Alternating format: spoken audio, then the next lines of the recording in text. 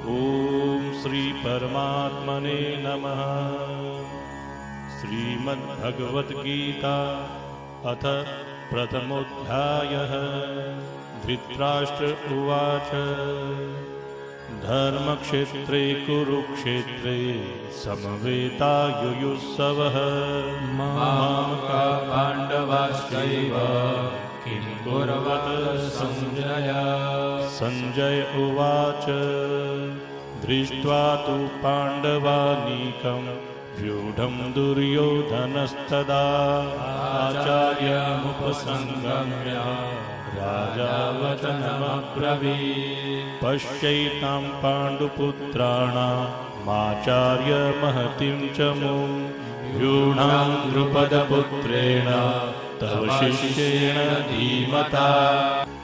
धृतराष्ट्र उवाच धर्मक्षेत्रे कुरुक्षेत्रे समवेतायुयुत्सवः मामका पाण्डवाश्चैव किं कुर्वत संजय।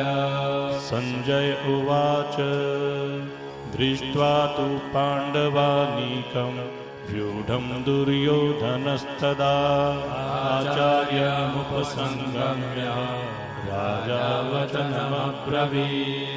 पश्यैतां पाण्डुपुत्राणामाचार्यमहतीं च मुं व्यूढां द्रुपदपुत्रेण तव शिष्येण धीमता।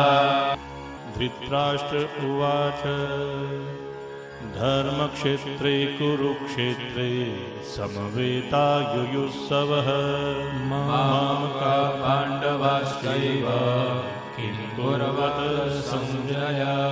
संजय उवाच दृष्ट्वा तु पाण्डवानीकं व्यूढं दुर्योधनस्तदा आचार्यमुपसंगम्य राजा वचनमब्रवीत्।